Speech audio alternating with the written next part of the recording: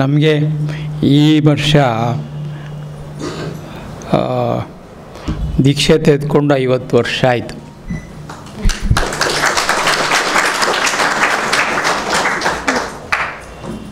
ನಾವು ಓದಿದ್ದು ಪಾಠಶಾಲೆಯಲ್ಲಿ, ನಾವು ಹುಟ್ಟಿದ್ದು ವರಂಗ, ಅದೊಂದು ಧಾರ್ಮಿಕ ಕ್ಷೇತ್ರ.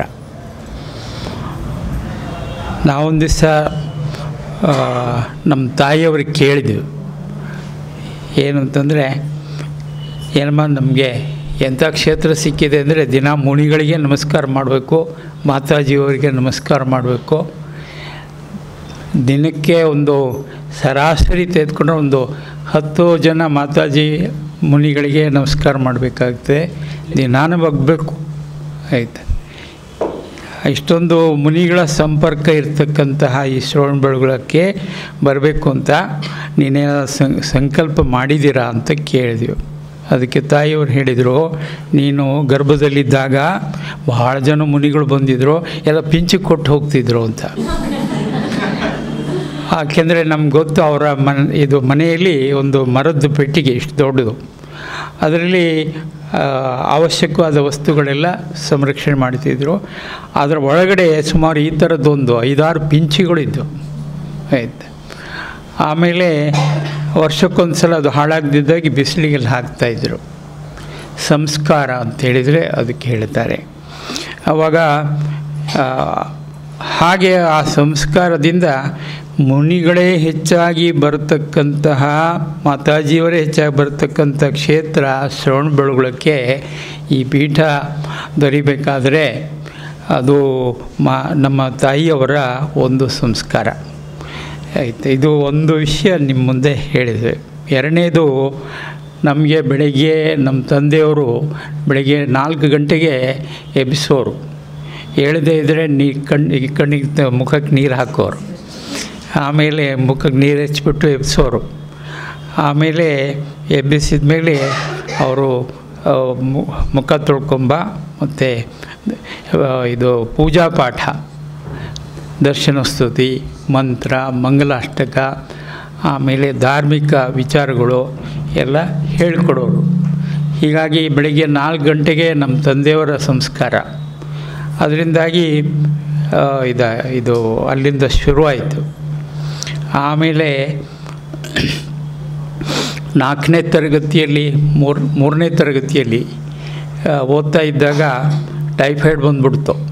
ಆವಾಗ ಟೈಫಾಯ್ಡ್ ಅಂದರೆ 2 ತಿಂಗಳು 3 ತಿಂಗಳು ಆಯಿತಾ. ಈಗ ನಮಗೆ 71 ವರ್ಷ. ಹಳೆ ಇದು. ಆವಾಗ ಇದು ಕಹಿ ಔಷಧಿ ಎಲ್ಲ ಕೊಡ್ತಾಯಿದ್ರು. ಆಮೇಲೆ ಇದು 2-3 ತಿಂಗಳು ಮತ್ತೆ ಪುನಃ ಟೈಫಾಯ್ಡ್ ಗುಣ ಆಗಿ ಮತ್ತೆ ರಿಪೀಟ್ ಆಗೋಯ್ತು. ಶಾಲೆಗೆ ಹೋಗಲಿಲ್ಲ, ಅಲ್ಲಿ ಹಾಜರಿ ಇಲ್ಲ ಅಂತ ಫೈಲ್ ಮಾಡಿಬಿಟ್ರು ಆಯಿತು. ಆಮೇಲೆ ಮತ್ತೆ ಪುನಃ 1 ವರ್ಷ ಅಲ್ಲೇ ಇತ್ತು.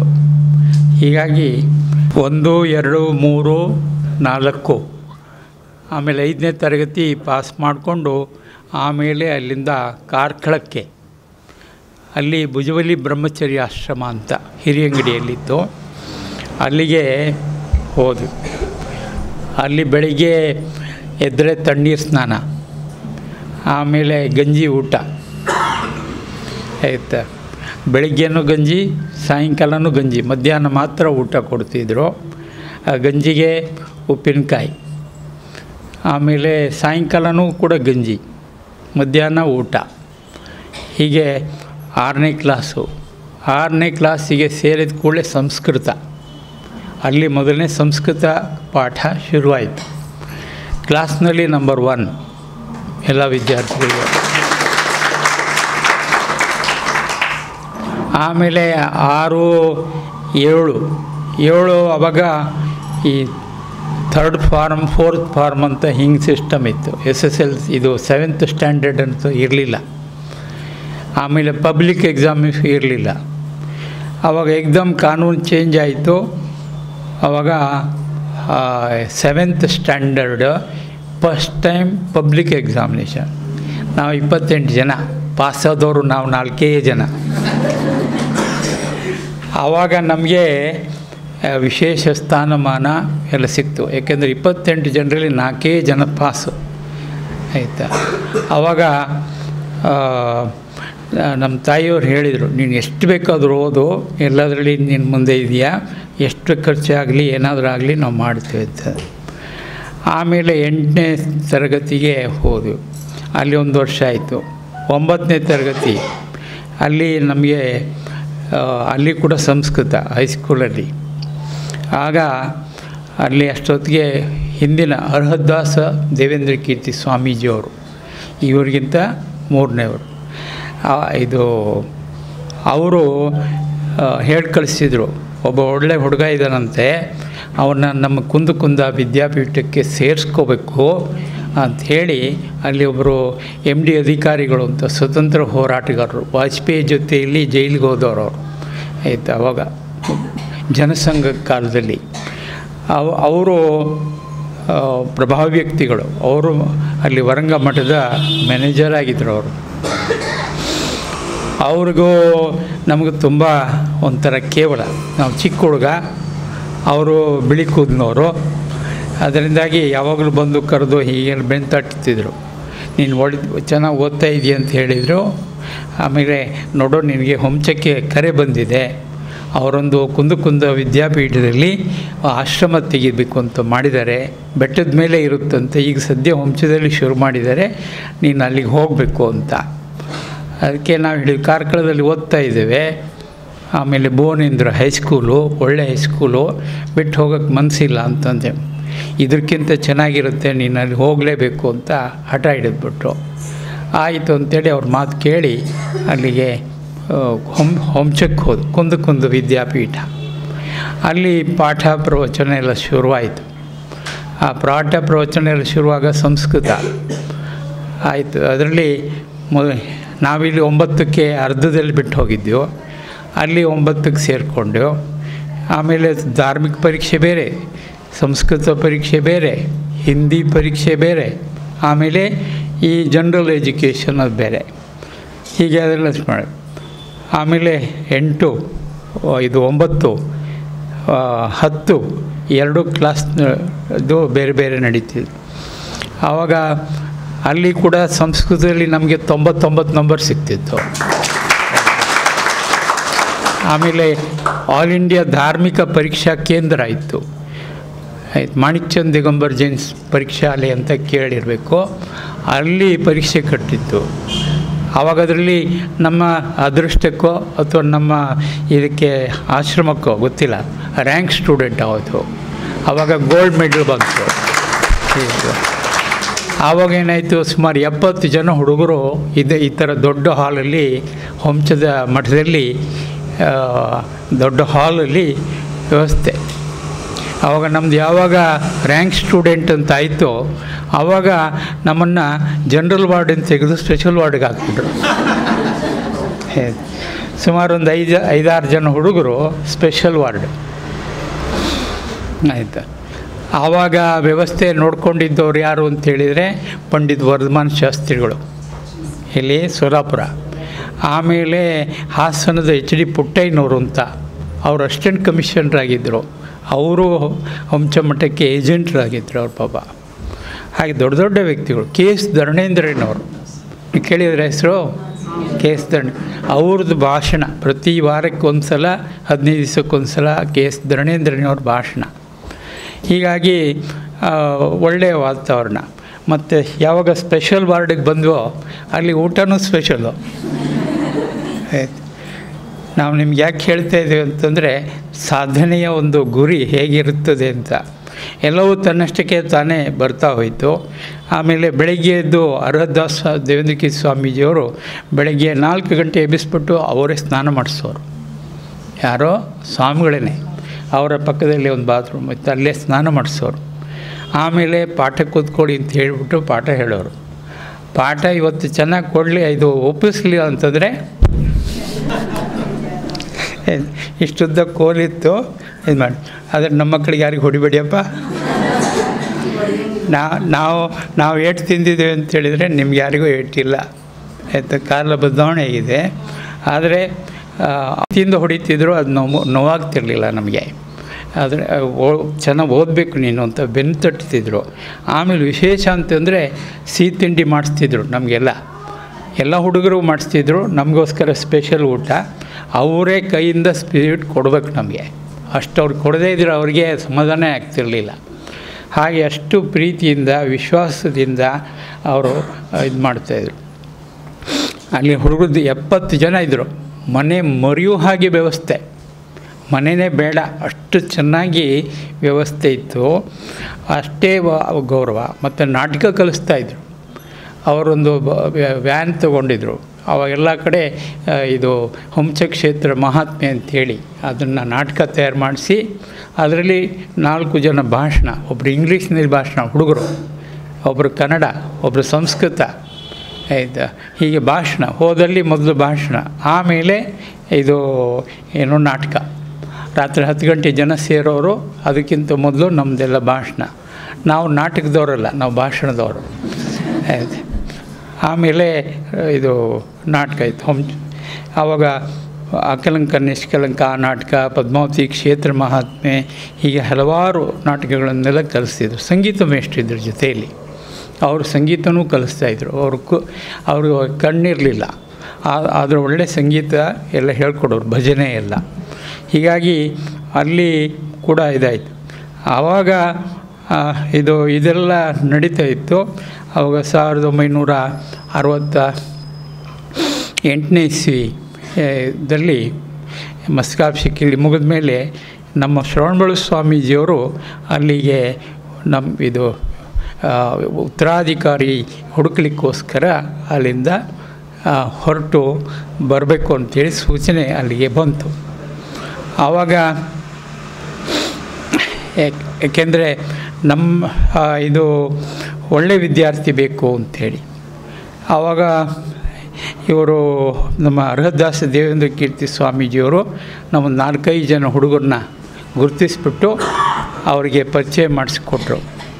ನಮ್ಮ ಜಾತಕ, ಕೈ, ಹಸ್ತರೇಖೆ ಮತ್ತು ಪ್ರಶ್ನೋತ್ತರ ಇದೆಲ್ಲ ನೋಡಿ ಅದರಲ್ಲಿ ನಂಬರ್ 1 ನಮ್ಮದೇ ಹಾಕಿಬಿಟ್ರು. ಆಯಿತು. ಅಷ್ಟೊತ್ತಿಗೆ ವಂಶ ಸ್ವಾಮೀಜಿಯವ್ರು ಹೋಗ್ಬಿಟ್ಟು ಪ್ರಸಾದನೂ ಕೇಳಿಬಿಟ್ರು. ನಮಗೆ ಆಗೋಯ್ತು ಪ್ರಸಾದ. ಆಮೇಲೆ ಹಠ ಹಿಡಿದ್ಬಿಟ್ರು, ಈಗಲೇ ನೀನು ಹೋಗ್ಬೇಕು ಅವ್ರ ಜೊತೆಗೆ ಅಂತ. ಆವಾಗ SLC ಪರೀಕ್ಷೆ ಬಾಕಿ ಇತ್ತು, ಇನ್ನು 3 ತಿಂಗಳು 4 ತಿಂಗಳು ಬಾಕಿ ಇತ್ತು. ಈಗಲೇ ಹೋಗಬೇಕು ಅಂತ ಅಂದರು. ನಾವು ಪರೀಕ್ಷೆ ಬಿಟ್ಟು ಹೆಂಗೆ ಹೋಗೋದು, ಪರೀಕ್ಷೆ ಕಟ್ಟಬೇಕು, ನೀವು ಇಷ್ಟೆಲ್ಲ ಕಷ್ಟಪಟ್ಟು ಓದಿಸಿದ್ದೀರಾ, ಲಾಡು ತಿನ್ನಿಸಿದ್ದೀರಾ ನಮಗೆಲ್ಲ, ಪರೀಕ್ಷೆ ಅಲ್ಲಿಗೆ ಹೋದರೆ ಪರೀಕ್ಷೆ ನಿಂತು ಹೋಗುತ್ತೆ, ಪರೀಕ್ಷೆ ಆದಮೇಲೆ ನಾವು ದೀಕ್ಷೆ ತಗೊಳ್ಳೋದು ವಿಚಾರ ಮಾಡ್ತೇವೆ ಅಂಥೇಳಿ ಸಿಟ್ಟು ಬಂದ್ಬಿಡ್ತು ಅವ್ರಿಗೆ, ಆಯಿತಾ. ಆಮೇಲೆ ಆಗಲೇಬೇಕು ಹೋಗಲೇಬೇಕು ಅಂತ ಹೇಳ್ಬಿಟ್ಟು ಆಟ ಹಿಡಿದ್ಬಿಟ್ರು. ಆಮೇಲೆ ನಾವೊಂದು ಪರೀಕ್ಷೆ ಹೋಗುತ್ತಲ್ಲ ಅಂಥೇಳಿ ಭಾಳ ನೊಂದ್ಕೊಂಡೆವು, ಹತ್ಬಿಟ್ಟೆವು ಭಾಳ. ಆ ಪರೀಕ್ಷೆ ಆಗಲೇಬೇಕು, ಯಾಕೆಂದರೆ ನಮ್ಮದು ಚಾಲೆಂಜ್ ಪರೀಕ್ಷೆಯಲ್ಲಿ ಪಾಸ್ ಆಗಬೇಕು ಅಂಥೇಳ್ಬಿಟ್ಟು. ಆವಾಗ ಇಲ್ಲ, ನಾವು ಪರೀಕ್ಷೆ ಆದಮೇಲೆ ನಾವು ಬಂದು ನಿಮ್ಮ ಹತ್ರ ಮಾತಾಡ್ತೀವಿ ಅಂಥೇಳಿ. ಇಲ್ಲೆಲ್ಲ ಆಗಲೇಬೇಕು ಅಂತ. ಆವಾಗ ಹಾಗೆ ಪರೀಕ್ಷೆ ಕಟ್ಟೋದಿದ್ದರೆ ನೀನು ಬೇರೆ ಹೋಗು ಅಂತಂದರು. ಆಯಿತಾ. ಪೆಟ್ಟಿಗೆ ಚಾಪಿ ಕಟ್ಬಿಟ್ಟು ಅಲ್ಲಿಂದ ಹೊರಗೆ ಹೋದ್ವಿ. ಆಮೇಲೆ ಮನೆಗೆ ಹೋಗಲಿಲ್ಲ, ಊರಿಗೆ ಹೋಗಲಿಲ್ಲ, ಕಾರ್ಕಳಕ್ಕೆ ಹೋದೆವು.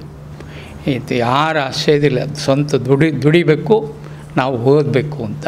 ಒಬ್ಬರು ಮಾರ್ವಾಡಿ ಅಂಗಡಿಯಲ್ಲಿ ತಿಂಗಳಿಗೆ 50 ರೂಪಾಯಿಗೆ ಕೆಲಸ ಮಾಡಿದೆವು. ಆಯಿತು. ಸೇಲ್ಸ್ಮೆನ್ನಾಗಿ 50 ರೂಪಾಯಿ ಕೊಡ್ತಿದ್ರು. ಆಯಿತಾ. 30 ರೂಪಾಯಿ ಊಟಕ್ಕೆ ಕೊಟ್ಟೆವು ಒಂದು ಮನೆಯಲ್ಲಿ, 20 ರೂಪಾಯಿ ಟ್ಯುಟೋರಿಯಲಿಗೆ ಕೊಟ್ಟೆವು.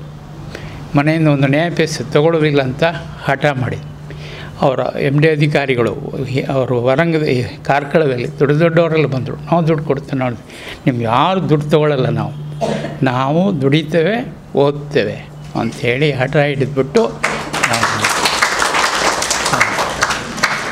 ಮಧ್ಯದಲ್ಲಿ ತಾಯಿ ಬಂದರು, ನಿನ್ಗೆ ಯಾರ್ದು ಬೇಡ ನನ್ನದೇ ಕೊಡ್ತೀನಿ, ಮನೆಯಿಂದಲೂ ತರಲ್ಲ, ಆಯಿತಾ, ಕಿವಿಯಲ್ಲಿ ಓಲೆ ಇದೆ, ಕೈಯಲ್ಲಿ ಬಳೆ ಇದೆ, ಯಾವ್ದು ಬೇಕೋ ತಗೋ ಅಂತ ಹೇಳಿದರು. ಬೇಡ, ನಾವೇ ದುಡಿತೇವೆ ಅಂಥೇಳಿ ಅಷ್ಟು ಹಠ ಮಾಡಿ SLC ಟ್ಯುಟೋರಿಯಲ್ ಹೋಗ್ತಿದ್ದೆವು. ಸಾಯಂಕಾಲ 5 ಗಂಟೆ ಅಂಗಡಿ ಮುಗಿಸಿ ಬೀಗ ಹಾಕಿ ಆಮೇಲೆ ಹೋಗ್ತಿದ್ದೆ. ಆಮೇಲೆ SSLC ಪರೀಕ್ಷೆ ಕಟ್ಟಿದ್ದೆವು. ಫಸ್ಟ್ ಅಟೆಂಪ್ಟ್ ಪಾಸ್ ಆಗೋಯ್ತು. ಆವಾಗ ಇದು ಅರದಾಸ ದೇವೇಂದ್ರ ಕೀರ್ತಿಗಳಿಗೆ ಎಷ್ಟು ಖುಷಿಯಾಯಿತು ಅಂತ ಹೇಳಿದರೆ, ಪುನಃ ಮತ್ತು ನಮ್ಮ ಶ್ರವಣಬೆಳಗೊಳದ ಪಂಡಿತ್ ಪದ್ಮಣ್ಣ ಅವರು, ಆಮೇಲೆ ಎಮ್ ಡಿ ಅಧಿಕಾರಿಗಳು, ಧರ್ಮಪಾಲ್ ಇಂದ್ರ, ಇದರಲ್ಲಿ ಕಾರ್ಕಳ, ಅವ್ರನ್ನೆಲ್ಲ ಕಳಿಸ್ಕೊಟ್ಟು ಆ ಹುಡುಗನ ನೆಳ್ಕೊಂಬರ್ಬೇಕು ಅಂತ ಹೇಳ್ಬಿಟ್ಟು ಆಯಿತು. ಆಮೇಲೆ ಮತ್ತು ನಾವು ಹೋದ್ವಿ, ನಮಗೇನು ಗುರುಗಳನ್ನೆಂದು ಮರೆಯೋಕ್ಕಾಗಲ್ಲ. ಹಾಗೆ ಅವ್ರದ್ದು ಹೋದೆವು, ನಮಸ್ಕಾರ ಮಾಡಿದ್ದೆವು. ಆವಾಗ ಅವರು ಹೇಳಿದರು, ನೀನು ಸಾಧನೆ ಮಾಡಿ ತೋರಿಸಿದೀಯಾ, ಅದರಿಂದಾಗಿ ನೀನು ಏನು ಜವಾಬ್ದಾರಿ ತಗೋತೀವಿ ಅದನ್ನು ಮಾಡ್ತೀಯ, ಖಂಡಿತವಾಗಿ ನನಗೆ ವಿಶ್ವಾಸ ಇದೆ, ಆಯಿತು, ಈಗ ನೀನು ಶ್ರವಣಬೆಳಗೊಳಕ್ಕೆ ಹೋಗಬೇಕು ಅಂತ. ಅದರಲ್ಲಿ ನನ್ನ ಶಿಕ್ಷಣಕ್ಕೆ ಅಡ್ಡಿ ಬಂದರೆ ಅಲ್ಲಿ ಕೂಡ ನಾನು ಹೋಗಲ್ಲ, ನನಗೆ ಅವ್ರು ಓದೋಕ್ಕೆ ಬಿಡಬೇಕು, PUC ಓದೋಕ್ಕೆ ಬಿಡಬೇಕು ಅಂಥೇಳಿ ಹೇಳಿದೆವು. ಆವಾಗ ಇಲ್ಲಿ ಮೈಸೂರು CBM ಚಂದ್ರಯ್ಯನವರು, ಮೈಸೂರಿನವರು, ಇಲ್ಲಿ ಅವರು ಎಸ್ ಪಿ ಶಾಂತರಾಜ್ ಅವರೆಲ್ಲ ಅಲ್ಲಿ ಕಾಲೇಜ್ ನಡೆಸ್ತಾಯಿದ್ರು. G ಬ್ರಹ್ಮಪ್ಪನವರು ಪ್ರಿನ್ಸಿಪಾಲ್ರಾಗಿದ್ದರು. ಆಯಿತು, ಅವರ ಇದರಲ್ಲಿ ಅಡ್ಮಿಷನ್ ಆಯಿತು. ಹಠ ಹಿಡಿದ್ಬಿಟ್ಟು ಬಿಡಲಿಲ್ಲ. ಆ ಸ್ವಾಮೀಜಿಯವರು ಬೇಡ ಅಂದರು, ನೀನು ಕಾಲೇಜಿಗೆ ಹೋಗ್ಬಿಟ್ರೆ ಕೆಟ್ಟೋಗ್ಬಿಡ್ತೀಯ, ನೀನು ಇಲ್ಲೇ ಇರಬೇಕು, ನನ್ನ ಹತ್ರನೇ ಇರಬೇಕು ಅಂತ. ನಿಮ್ಮ ಹತ್ರನೇ ಇರೋದು, ಕಾಲೇಜಿಗೆ ಹೋಗ್ತೇವೆ, ಶಿಕ್ಷಣ ತಪ್ಪಿಸ್ಬಾರ್ದು, ನಾನೇನೋ ಸಾಧನೆ ಮಾಡ್ಕೊಂಡು ಬರ್ತಾಯಿದ್ದೀನಿ, ಅದು ಆಗಬೇಕು, ನಿಮ್ಮ ಆಶೀರ್ವಾದ ಬೇಕು ಅಂತ. ಆಯಿತು ಅಂತ ಹೇಳಿ ಅವರು ಕೂಡ ಸ್ವಲ್ಪ ದುಡ್ಡು ಕೊಟ್ಟರು. ಆಯಿತು ಅಂಥೇಳಿ ಮತ್ತೆ PUC ಓದಲಿಕ್ಕೆ ಶುರು ಮಾಡಿದ್ರು. ಹಾಗೆ PUC ಓದ್ತಾ ಇತ್ತಾ ಅವರ ವಿಶ್ವಾಸ ಹೆಚ್ಚಾಯಿತು. ಕೊನೆಗೆ ಹೇಳಿದರು, ನೀನು ಹಾಗೆ ಹಿಂದೆ 13 ಜನ ಶ್ರವಣಬೆಳಗೊಳ ಉತ್ತರಾಧಿಕಾರಿಯಾಗಿ ಬಿಟ್ಟು ಹೋದರು, ಕೆಲವರು ರಿಜಿಸ್ಟ್ರ್ ಮಾಡಿ ಕೊಟ್ಟಿದ್ದೆವು, ಎಲ್ಲ ಬಿಟ್ಟು ಹೋದರು, ಗಲಾಟೆ ಆಯಿತು. ಈಗ ನಿನಗೆ ಆಗುತ್ತೆ, ಯಾಕೆಂದ್ರೆ ನಿನ್ನ ಯೋಗ ಚೆನ್ನಾಗಿದೆ ಅಂಥೇಳಿ ಹೇಳಿದರು. ನಿನ್ನ ಕುಂಡ್ಲಿಯಲ್ಲಿ ಗಜಕೇಸರಿ ಯೋಗ ಇದೆ, ನೀನು ಮಾಡಿಕೊಂಡು ಹೋಗು ಅಂತ ಹೇಳಿದರು. ಆಯಿತು ಅಂಥೇಳಿ ಆಶೀರ್ವಾದ ಕೊಟ್ಟರು. ಆಮೇಲೆ ಇದು ಅವರಿಗೆ ಆಪ್ರೇಷನ್ ಆಗಿತ್ತು, ಅದರಿಂದ ಡಾಕ್ಟ್ರ್ ಹೇಳಿದರು, ಡಾಕ್ಟರ್ ಜೀವಂದರ್ ಅಂಥೇಳಿ, ಇಲ್ಲಿ ಅವರು ಮೈಸೂರಿನವರೇ, ಅವರೇ ಬಂದು ಬೆಳಗೊಳದಲ್ಲಿ ಅವ್ರು ನಮ್ಮ ಹಿಂದಿನ ಸ್ವಾಮೀಜಿಯವರಿಗೆ ಆಪ್ರೇಷನ್ ಮಾಡಿದರು. ಆಪ್ರೇಷನ್ ಮಾಡಿ ಅಲ್ಲಿ ಆಸ್ಪತ್ರೆ ಹತ್ತಿರ ಒಂದು TB ಇತ್ತು ಅಲ್ಲಿ ಹಳೆಯದು, ಅದನ್ನೇ ಇದು ಆಪ್ರೇಷನ್ ಥಿಯೇಟರ್ ಟೈಪ್ ಮಾಡಿ ಅಲ್ಲಿ ಆಪ್ರೇಷನ್ ಮಾಡಿದರು. ಆವಾಗ ಡಾಕ್ಟ್ರ್ ಹೇಳಿದ್ರು, ಬದುಕಲ್ಲ ಇವರು ಅಂತ ಹೇಳಿದರು. ರಾತ್ರೋರಾತ್ರಿ 4 ಗಂಟೆಗೆ ಮಟ್ಟಿಗೆ ತೊಗೊಂಬಂದರು. ನನಗೆ ಕರೆದ್ರು, ಈಗಲೇ ನಿನಗೆ ದೀಕ್ಷೆ ಅಂತಂದರು. ಡಿಸೆಂಬರ್ 10ನೇ ತಾರೀಕಿಗೆ ನಿಮಗೆ ದೀಕ್ಷೆ 4 ಗಂಟೆಗೆ ಬೆಳಿಗ್ಗೆ. ಆಯ್ತು ಸ್ವಾಮಿ, ತಾವು ಏನು ಹೇಳ್ತೀರಾ ನಾವು ಇದು ಮಾಡ್ತೇವೆ ಅಂತೀವಿ. ಆಯಿತು. ಆಮೇಲೆ ದೀಕ್ಷಾ ವಿಧಿ ಶಾಂತರಾಜ್ ಶಾಸ್ತ್ರಿಗಳು ಶ್ರವಣಬೆಳಗೊಳದವರು ಅವರೆಲ್ಲ ನಿಂತೆಲ್ಲ ಮಾಡಿದರು. ಆಮೇಲೆ ಮೊದಲೇ ಬರವಣಿಗೆ ಆಗಿತ್ತು, ಹಾಗೆ ದೀಕ್ಷೆ ಆಯಿತು. ಆಯಿತಾ, ದೀಕ್ಷೆ ಆಯಿತು. ಅದೇ ದಿವಸ ಮಧ್ಯಾಹ್ನ 3 ಗಂಟೆಗೆ, ಬೆಳಗ್ಗೆ 4 ಗಂಟೆಯಿಂದ 7 ಗಂಟೆವರೆಗೆ ದೀಕ್ಷೆ ಆಯಿತು. ಆಮೇಲೆ ಮಧ್ಯಾಹ್ನ 3:30 4 ಗಂಟೆ ಹೊತ್ತಿಗೆ ಅವ್ರದ್ದು ಸಮಾಧಿ ಆಯಿತು. ಶಾಂತರಾಜ್ ಶಾಸ್ತ್ರಿಗಳವರಿಗೆ ಸಲೇಖನ ವಿಧಿ ಎಲ್ಲ ಬೋಧಿಸಿದ್ರು. ನಮಸ್ಕಾರ ಮಂತ್ರ ಹೇಳ್ತಾ ಎಲ್ಲರೂ ಅವರು ಇದಾಯಿತು, ಸಮಾಧಿ ಆಯಿತು. ಹೀಗೆ ಅಲ್ಲಿಂದ ಮತ್ತೆ ಹೀಗೆ ಬಂದು ಅಲ್ಲಿಂದ ಮೊನ್ನೆ ಡಿಸೆಂಬರ್ 12ನೇ ತಾರೀಕಿನವರೆಗೆ 50 ವರ್ಷ.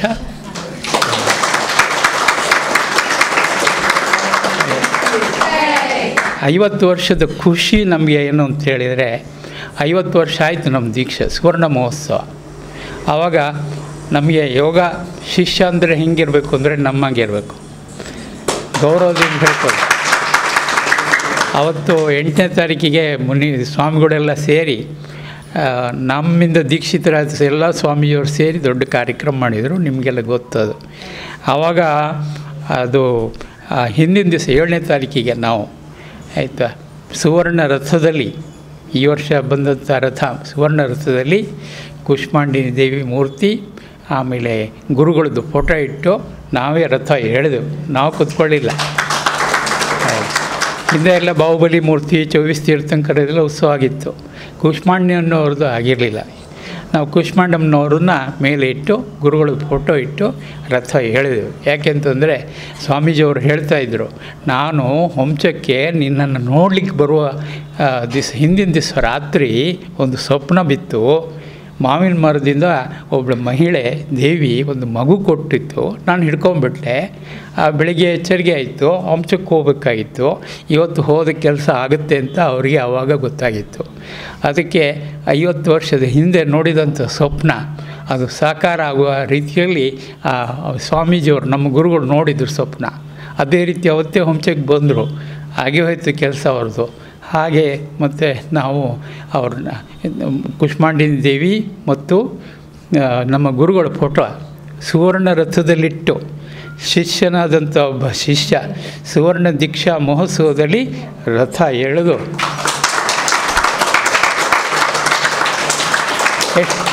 ಎಷ್ಟು ಖುಷಿಯಾಯಿತು ಅಂತಂದರೆ, ಜೀವನದಲ್ಲಿ ಶಿಷ್ಯ ಅಂದರೆ ಹಿಂಗಿರಬೇಕು, ಗುರು ಅಂದರೆ ಹಂಗಿರಬೇಕು. ಅವರ ಆಶೀರ್ವಾದ ನಮಗೆ ಸಿಕ್ತು. ಪ್ರತಿಯೊಂದು ಕಾರ್ಯಕ್ರಮದಲ್ಲಿ ಕೂಡ ನಮ್ಮ ಹಿಂದೆ ನಿಂತು ನಮ್ಮ ಎಲ್ಲ ಎಷ್ಟೇ ಸಂಕಷ್ಟ ಬಂದರೂ ಕೂಡ ಪರಿಹಾರ ಮಾಡಿ ಸನ್ಮಾರ್ಗ ತೋರಿಸಿ ಆ ಶ್ರವಣಬೆಳಗೊಳ ಕ್ಷೇತ್ರ ಎಷ್ಟು ಕಷ್ಟದಲ್ಲಿ ಇದ್ದಂಥ ಪರಿಸ್ಥಿತಿ ಎಲ್ಲ ಅವ್ರು ನೋಡಿದ್ದಾರೆ. ಎಲ್ಲ ಗುರುಗಳು ಹೇಳಿದರು, ನನ್ನ ಹತ್ರ ದುಡ್ಡಿಲ್ಲ, ಕಪಾಟಿನಲ್ಲಿ ಬೀಗದ ಕೈ ಮಾತ್ರ ಐತೆ, ಮತ್ತೇನಿಲ್ಲ, ಇಲ್ಲಿ ನಿನ್ನ ಆಶೀರ್ವಾದ ಇದೆ, ನೀನು ಮಾಡ್ಕೊಂಡು ಹೋಗಿ ಒಳ್ಳೆಯದಾಗುತ್ತೆ ಅಂತೇಳಿ ಹೀಗೆ ಹೇಳಿ ಆಶೀರ್ವಾದ ಮಾಡಿದರು. ಆ ಧೈರ್ಯದ ಮೇಲೆ ಕೂತಿದ್ದೇವೆ. ಶ್ರವಣಬೆಳಗೊಳದಲ್ಲಿ ದುಡ್ಡಿತ್ತು, ಕಾರಿತ್ತು ನಮ್ಮ ಹತ್ರ. ಮತ್ತು ಒಂದು 6 ತಿಂಗಳ ನಂತರ ಎತ್ತಿನ ಗಾಡಿ ತೊಗೊಂಡ್ರು. ಸಾಲಿಗ್ರಾಮಕ್ಕೆ ಹೋಗ್ಬಿಟ್ಟು 5,000 ರೂಪಾಯಿಗೆ ಇದು ಎತ್ತು ಗಾಡಿ ತೊಗೊಂಡು ಅಲ್ಲಿಗೆ ಊರಿನವರೆಲ್ಲ ಸೇರಿ ಸ್ವಾಮೀಜಿಯವರಿಗೆ ಕಮ್ಮಿಯಲ್ಲಿ ಕೊಡಿಸುತ್ತೇವೆ ಅಂಥೇಳಿ ಹಾಗೆ 5,000ಕ್ಕೆ ಎತ್ತಿನ ಗಾಡಿ ತೊಗೊಂಡು ಅದರಲ್ಲಿ ಕೂತ್ಕೊಂಡು ಜಕಣಮ್ಮ ದೇವಸ್ಥಾನಕ್ಕೆ ಹೋಗ್ತಾಯಿದ್ವು ಪ್ರತಿ ಮಕ್ಕಳು. ಆಯಿತು, ಅಲ್ಲಿಂದ ನಮ್ಮ ಪ್ರಗತಿ ಶುರುವಾಯಿತು. ಆಯಿತಾ, ಹೀಗೆ ಪ್ರಗತಿ ಶುರುವಾಗಿ ಆಮೇಲೆ ಬೆಳೀತು, ಎಲ್ಲ ರೀತಿ ಆಯಿತು. ಯಾತಕ್ಕೆ ಈ ಮಾತು ಹೇಳಿದೆ ಅಂದರೆ, 50 ವರ್ಷದ ಸುವರ್ಣ ದೀಕ್ಷಾ ಮಹೋತ್ಸವದಲ್ಲಿ ನಾವು ಗುರುಗಳನ್ನು ರಥದಲ್ಲಿಟ್ಟು ಆ ಸುವರ್ಣ ರಥದಲ್ಲಿ ಇಟ್ಟು ಅವ್ರು ಹೇಳಿದಾಗ ನಮಗೆ ಅವತ್ತು ಇಡೀ ದಿವಸ ರಾತ್ರಿ ಎಷ್ಟು ಸಂತೋಷ ಆಯಿತು ಅಂತಂದರೆ ನಾವು ಸಾರ್ಥಕ ಆಯಿತು.